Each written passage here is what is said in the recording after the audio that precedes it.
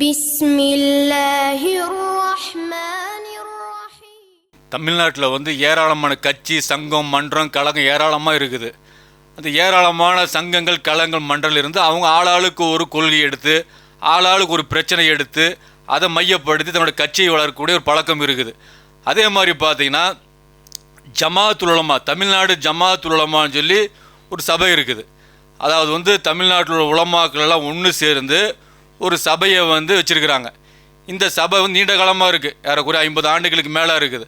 அப்போ இந்த சபையை பொறுத்த வரைக்கும் ஒரு 40 வருஷம் எடுத்துக்கும், 1985 எடுத்துக்கும். இப்போ ஆலிம்களுடைய கூட்டமைப்பு, தமிழகம் தழுவிய ஆலிம்களுடைய கூட்டமைப்பு.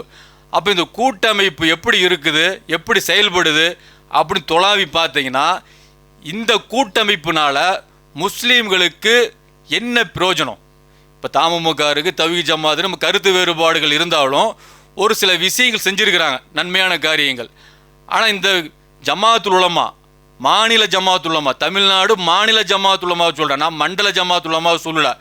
மாநில ஜமாத்துல் உலமா நாங்கள் முஸ்லீம்களுக்கு நாங்கள் இன்னென்ன வகையில் சேவையாற்றணும், முஸ்லீம்களுக்கு இந்தந்த வகையில் பயன்பட்டுருக்கோம் இப்படிங்கிற மாதிரி விஷயம் சொல்ல முடியுமான்னு கேட்டால் 1985 நீங்கள் பார்த்தீங்கன்னா இவங்களால சமுதாயத்துக்கு மிகப்பெரிய அளவில் எந்த பிரயோஜனமும் கிடையாது.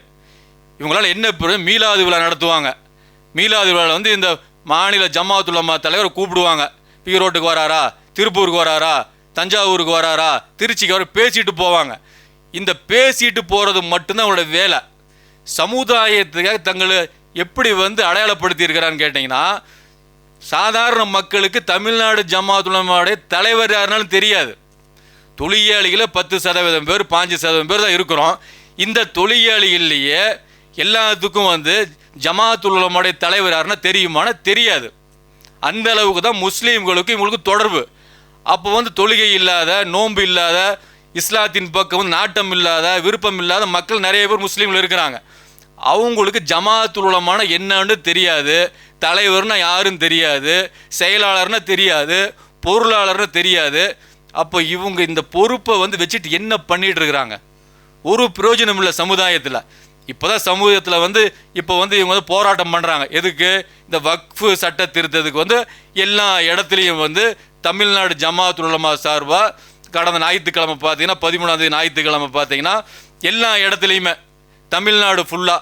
அப்போ இது ஏற்கனவே பண்ணிகிட்டு இருக்கிறது தானே. ஏற்கனவே தமுமுக பண்ணுது, தௌஹீத் ஜமாத் பண்ணுது, எஸ்டிபிஐக்காரங்க பண்ணுறாங்க. இப்படி பண்ணக்கூடிய இந்த ஆர்ப்பாட்டம் போராட்டத்தை தான் இவங்க கையில் எடுத்துருக்கிறாங்க. இதில் என்ன பிரயோஜனம்? ஒரு பிரயோஜனமும் கிடையாது. ஒரு பிரயோஜனம் சொல்கிற திசை திருப்பி விட்ருவாங்க. பாருங்கள், இவ்வளோ பெரிய மக்கள் திரளை நம்ம திரட்டி இருக்கிறோம், இது யார் கூப்பிட்டாலும் வருவாங்க. சிஐஏக்கு யார் கூப்பிட்டா வந்தாங்களா இல்லையா? அந்த மாதிரி யார் கூப்பிட்டாலும் வருவாங்க. நாம் கேட்குறது ஒரு முஸ்லீமுடைய அடிப்படை லட்சியம் என்ன? சொர்க்கத்துக்கு போகணும். அப்போ சொர்க்கத்துக்குரிய வேலை என்ன செஞ்சீங்க? ஒன்றும் இல்லை. அப்போ பார்த்தீங்கன்னா உதாரணத்துக்கு 2023 தேச ஒற்றுமை மாநாடுன்னு சொல்லி தமிழ்நாடு ஜமாத்துல் உலமா சார்பாக பிளாட்டினம் மகள் நடந்துச்சு. ஜனவரி மாதத்தில் 2023 தேச ஒற்றுமை மாநாடுன்னு சொல்லி. இதெல்லாம் ஏதோ அரசியலில் உள்ளம் போகிறதுக்காக வரக்கூடிய செயல்பாடுகள், இவங்களோட செயல்பாடுகள். ஒற்றுமையை பற்றி பேசுவதற்குலாம் இவங்களுக்கு என்ன ஒரு அருகதை இருக்குன்னு நம்ம தெரியல. ஏன்னு கேட்டால் சமுதாயத்தை பிளவுபடுத்திய பாவிகள் இவங்கெல்லாம். ஏன்னு கேட்டிங்கன்னா சமுதாயத்தில் பிரச்சனை ஏற்படுது. 1980களில் 82கள் 85 பிரச்சனை ஏற்படுது. அந்த பிரச்சனையை சரி பண்ண முடியும். சரி பண்ண முடியக்கூடிய விஷயங்களே இந்த உலமாக்கள் என்ன பண்ணாங்க? ஒரு நஜாத்துங்கிற பத்திரிகையில் ஒரு கருத்து வந்தால் அந்த கருத்துக்கு அழகான முறையில் பதில் தரணும், எதிர்வாதங்கள் வைக்கணும். இதை விட்டுட்டு அவன் நஜாத்துக்காரன், இவன் வேறொரு கோஷ்டி, இவன் இஸ்லாத்துக்கு எதிரானவன், இப்படி சமுதாய மக்களுக்கு அடையாளப்படுத்தின வேலையை கணக்கச்சிதமாக செஞ்சவங்க தான் இந்த உலமாக்கள். ஜமாத்துல் உலமா எல்லாமே அதில் அடங்கும். அப்போ இவங்க என்ன பண்ணியிருக்கோம், எப்படி அணுகியிருக்கணும் அந்த பிரச்சனையை? இது ஒரு மசாயில் பிரச்சனையாக இருக்குது. அந்த ஆலிம்களை கூப்பிட்டு, உதாரணத்துக்கு பிஜே இருக்கிறாரு, கமாலுதீன் மதனி இருக்குது, இவங்கெல்லாம் கூப்பிட்டு இந்த பிரச்சனை இப்படி அணுகணும், இதுக்காக நம்ம பிளவுபட வேண்டியது இல்லை இப்படிங்கிற மாதிரி நடவடிக்கை மேற்கொண்டாங்களா? இல்லை இவங்களாம் பள்ளிக்குள்ளாரே வரக்கூடாது. இப்போ வக்ஃபு விஷயத்தில் பேசுகிறாங்க, இந்த பள்ளி விஷயம் அல்லாஹ்வுடைய பள்ளியில் வரக்கூடாதுன்னு சொன்ன பாவிகள் இவங்கெல்லாம். 2வது சூறாவில் 114வது வசனத்தில் ஏன் அல்லாஹ் சொல்லி காட்டுறான்? அல்லாஹ்வுடைய பள்ளியில் தொழுகிறத வந்து தடுக்கக்கூடாதுன்னு நல்லா சொல்கிறான். அப்போ தடுத்தாங்களா இல்லையா? இது யாருடைய வழிகாட்டுதல் பிரகாரம் வந்து பள்ளி வாசலில் சண்டை வந்துச்சு. விரல் ஆட்டிட்டு தொழக்கூடாது, தொப்பி போட்டுட்டு தான் தொழுகணும், ஆமீன் சத்தம் விட்டு சொல்லக்கூடாது, இப்படி இந்த மாதிரி விஷயங்களை கையில் எடுத்துக்கிட்டு பள்ளிக்குள்ளே அனுமதி கிடையாது. இதெல்லாம் மிகப்பெரிய குற்றத்துக்குரிய செயல் செஞ்சுட்டாங்களா? இந்த உலமாக்களை பற்றி நம்ம சுட்டி காட்ட வேண்டிய தேவை இருக்கிறதுனால நம்ம சுட்டி காட்டுறோம். ஏன்னா இவங்கனால சமுதாயத்தில் எழுச்சியோ மிகப்பெரிய புரட்சி ஏற்படாது. இவங்க நினச்சிக்கிட்டாங்க நம்ம சுதந்திர போராட்டத்தில் ஈடுபட்டோம், சுதந்திர போராட்டத்தில் ஈடுபட்டு நம்ம மூலயமா மிகப்பெரிய எழுச்சி ஏற்பட்டுச்சு.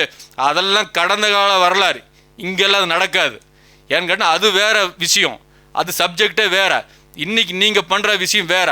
நீங்கள் அல்லாஹ்வுடைய மார்க்கத்துக்கு விரோதமாக இருந்துக்கிட்டு இப்போ அல்லாஹ்வுடைய சட்டத்தை வந்து நீங்கள் தூக்கி நிப்பாட்ட முடியுமா? அல்லாஹ்வுடைய அந்த சொத்துக்கள் நீங்கள் காப்பாற்ற போகிறீங்களா? ஒன்றும் இல்லை. உங்களால் ஒரு புரட்சி எதுவுமே உங்கள்கிட்ட அக்கீதாவே இல்லை. அக்கீத குரான் புரியுமா புரியாதா அவங்கவுங்க மொழியில், இதுதான் இந்த விஷயத்துக்கே தெளிவான பதில் உங்ககிட்ட கிடையாது. அப்படிங்கும்போது உங்ககிட்ட கொள்கை இல்லை, கோட்பாடுகளில் மசாயில் பிரச்சனை, சட்டத்திட்டங்களில் பிரச்சனை, எதில் எடுத்தாலும் பிரச்சனை, ஒரு கருத்துக்கு 4 கருத்தை விதைக்கிறது, இந்த மாதிரிலாம் இருக்கும்போது சமுதாய மக்களுக்கு வந்து பள்ளிவாசல்களில் வந்து இன்றைக்கி வந்து ஜாக் பள்ளிவாசல், இன்றைக்கி வந்து தௌஹீத் ஜமாத் பள்ளிவாசல், இதெல்லாம் பிளவுபட்டதுக்கு காரணம் என்ன? ஜமாத்துல் உலமா சரியாக அணுகி இருந்தால் அந்த பிரச்சனை வந்து ஓரளவுக்கு தீர்த்துருக்கலாமா இல்லையா? தலைவர்கள் அணுகி உட்காந்து இந்த பிரச்சனையா, இந்த பிரச்சனை வந்து இப்படி இருக்குதா, இப்போ ஆமீன் சொல்கிறது சாஃபி மதவில் இல்லையா? அது ஏன் அவ்வளோ வெறி உங்களுக்கு? ஆமீன் சப்தம் விட்டு சொல்ல தப்பா சரியா? 2வது விஷயம், நீங்கள் ஆதரிக்கிற மதகபில் இருக்கா இல்லையா? அப்போ ஏன் இந்த வெறுப்பு? அப்போ உங்களுக்கு வந்து வெறுப்பு என்னன்னு கேட்டால் நம்மளோட வருமானம் போயிடும், உலக ஆதாயம் போயிடும், இந்த ஆலிம்களுக்கு முன்னாடி இந்த மக்கள் போகிறாங்க, இதெல்லாம் கருத்தில் வச்சு தான் ஆமீன் சப்தம் விட்டு சொல்லக்கூடாது. விரலாசைக்கிறது ஹம்பளி மதகுகள் இருக்கா இல்லையா? இப்போ 4 மதகம் சொல்கிறத ஏமாத்து வேலை தானே உங்ககிட்ட. இப்போ 4 மதகுல வந்து ஹம்பளி மதகுல விரலாசைக்கிறது இருக்குது. அப்போ நீங்கள் என்ன சொல்லியிருக்கணும்? சரி, மதகுக்குள்ளே தான் நீங்கள் இருக்கிறீங்க, நீங்கள் வந்து விரல் அசைச்சாலும் நீங்கள் வந்து மதகுவாதி தான், அதை அப்படி தான் நாங்கள் உங்களை டிக்ளேர் பண்ணுவோம், இப்படின்னு அழகான முறையில் நீங்கள் இது பண்ணியிருக்கலாம், பதிலை சொல்லியிருக்கலாம், வழி நடத்தி இருக்கலாம். எதையுமே செய்யலை. போய் வந்து பேச வேண்டியது, மீட்டிங்கை போட வேண்டியது, ஒரு கூட்டம் கிளம்பிருச்சு, நஜாத் என்ற கூட்டம் கிளம்பிருச்சு, இந்த மாதிரி வந்து இவங்களாம் மோசமானவங்க, இந்த மாதிரி வந்து பேசியே மக்கள் மத்தியில் நீங்கள் வந்து சமுதாய ஒற்றுமைன்னு சொல்லி சொல்கிறீங்க, அதாவது தேச ஒற்றுமைன்னு சொல்லி சொல்கிறீங்க, சமுதாயத்துக்கு கூட நீங்கள் ஒற்றுமைப்படுத்த முடியல உங்களால். ஒரு பள்ளி வாசலுக்குள்ளே இன்னைக்கு கூட பார்த்தீங்கன்னா தொப்பி அணியாமல் ஒரு தொழுதானா வெறுப்பாக பார்க்கக்கூடிய நிலைமை இருக்குது. தொப்பிக்கும் தொழுகைக்கு என்ன தொடர்பு? ஒருத்தர் இஹ்லாஸான முறையில் தொழுகிறாங்க, அப்போ தொப்பி இல்லாமல் தொழுதா எல்லாம் தொழுகையை தூக்கி போட்டுருவானா? எங்கேயாவது ஹதீஸ்கள் இருக்குதா? இல்லை தொப்பி வந்து இஸ்லாத்தின் மணிமகுடம், முஸ்லீம்கள் மணிமகுடம், எதையாவது ஒன்று பேசி சமுதாயத்தை வந்து குழப்பத்தை வந்து விளைவிக்கிறது. அப்போ இந்த ஜமாத்துல் உலமாவாகட்டும், மற்ற ஆலிம்களாகட்டும், இவங்க முதல்ல ஒரு தெளிவு, சமுதாயத்தை வழி நடத்துறதுக்கு முதல்ல தெளிவு வேணும். என்ன தெளிவு? குரானில் வந்து நாலேஜ் இருக்கணும். குரானில் நாலேஜ் இருந்ததுன்னா அல்லாஹ்வுடைய உதவியை கொண்டு மிகப்பெரிய நிர்வாக திறமை அல்லாஹ் கொடுப்பான். ஹதீஸை பற்றிய தெளிவு வேணும். அந்த தெளிவு இருந்ததுன்னா அல்லாஹ்வுடைய உதவியை கொண்டு மிகப்பெரிய தெளிவு, தீர்வு எல்லாமே கிடைக்கும்.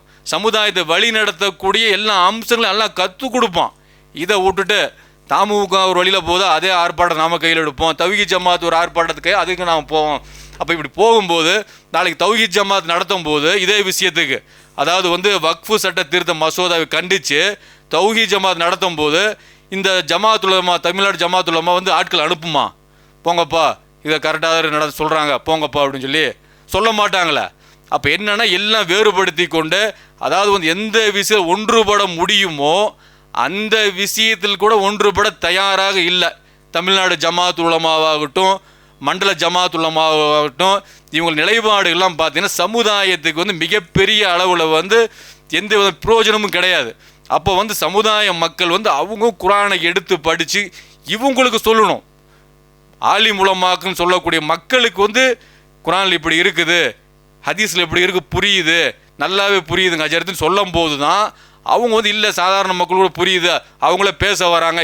இப்படி ஒரு நிலைமையை வந்து அல்லாஹ்வுடைய வந்து உருவாக்கணும். ஆனால் முஸ்லீம்களும் தயாராக இல்லை.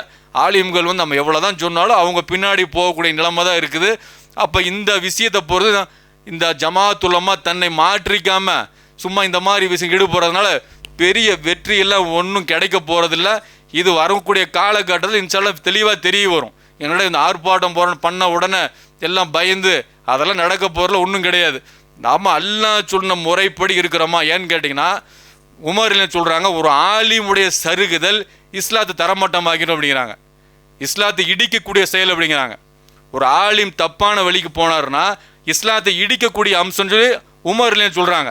அப்போ உமர்ல சொன்ன மாதிரி ஒரு ஆலிம் சருகுதலாக இருந்துக்கிட்டு, இப்போ பிறை மட்டும் எடுத்துக்குவோம். இந்த ரமலான் பிறை 27 ஒரு பேராசிரியருக்கு 27 பிறைய ஃபஜ்ர் தொழுகை முடிச்சுட்டு காட்டுறேன். பல பேருக்கு நல்லா உடவும் காமிச்சோம். தேய்பிறையா காமிக்கும் போது ஒரு பேராசிரியர் கிட்டத்தட்ட ஒரு 50 வயசு ஆயிடுச்சு அவருக்கு. அவர் பார்த்துட்டு இந்த டைமில் தெரியுது அப்படிங்கிறாரு. பிறை இப்போவே வந்துடுச்சே அப்படிங்கிறாரு. அப்போ ஒரு 3 நாளில் வந்துருமா அப்படின்னு கேட்குறாரு. அப்போ என்னன்னு கேட்டால் ஒரு 50 வயசாச்சு, பிறை சம்பந்தமாக எந்த விதமான நாலேஜும் இல்லாமல் இவங்க பிறை ஃபத்துவா கொடுத்தா சமுதாயத்தை எப்படி வழி நடத்துவாங்க? அப்போ எல்லா விஷயங்களும் திறந்த மனசோடு இருக்கணும். திறந்த மனசோடு இருந்து இவங்க எதை கல்வி படித்த உடனே ஒரு 7 வருஷம் படித்த உடனே எப்படி நினச்சிக்கிறாங்கன்னா, எல்லாம் பரிபூர்ணமாயிருச்சு, எல்லா விஷயம் நமக்கு தெரியும், நம்ம இன்னும் எதுவும் கற்றுக்க வேண்டிய அவசியம் இல்லை, இப்படிங்கிற மனப்போக்குவத்து வந்துட்டாங்க, மனநிலைமைக்கு வந்துட்டாங்க. இதையெல்லாம் மாறி சாதாரண மக்களுக்கு மதிப்பு கொடுத்து அவங்க என்ன சொல்கிறாங்க, சரி விஷயத்தை சொல்கிறாங்களா, சரி பிறை விஷயமா, இந்த விஷயத்துக்கு என்ன, வேறு விஷயத்து சொல்கிறாங்க என்ன, அப்படி திறந்த மனதோடு பார்க்கக்கூடிய ஒரு நிலைமை வந்தால் இவங்க மக்களுடைய அந்த கருத்துக்கு முக்கியத்துவம் கொடுத்து மதிப்பு கொடுத்தாங்கன்னா எல்லாம் மதிப்பு கொடுப்போம். நீங்கள் எல்லாத்தையும் அலட்சியப்படுத்துறது, நாங்கள் ஜமாத் உலமாவா, நாங்கள் ஒரு உலமாக்கள் கூட்டம் கூடி நாங்கள் ஒரு முடிவு பண்ணிட்டா அதுதான் ஃபைனல், எல்லா பள்ளிவாசலும் நம்ம சொல்லிடுவோம், இப்படிங்கிற மாதிரி விஷயத்தை மேற்கொண்டீங்கன்னா உங்கள்ட்ட பெருமை, ஆணவம், கர்வம் இதுதான் இருக்குது. பெருமை அடிப்போம் நல்லா நேசிப்பானா? நேசிக்க மாட்டான். அப்போ ஜமாத்துல் உலமா முதல்ல குரானை மக்கள் மத்தியில் அறிமுகம் செய்ய வேண்டிய வேலை இருக்குது. மக்களுக்கு குரான் புரியும், எல்லா தரம் மக்களுக்கும் புரியும், இப்படிங்கிற மாதிரி விஷயத்தை பிரச்சாரம் பண்ணால் அதன் மூலமாக மிகப்பெரிய ஒரு எழுச்சி ஏற்படும். அதன் மூலமாக அல்லாஹ்வுடைய உதவி கிடைக்கும். அது எல்லாம் இந்த மாதிரி சில விஷயங்களுக்காக போராட்டம் பண்ணுவதன் மூலமாக மட்டும் வெற்றி கிடைக்காதுங்கிறத மீண்டும் மீண்டும் நம்ம பதிவு செஞ்சுக்கிறோம்.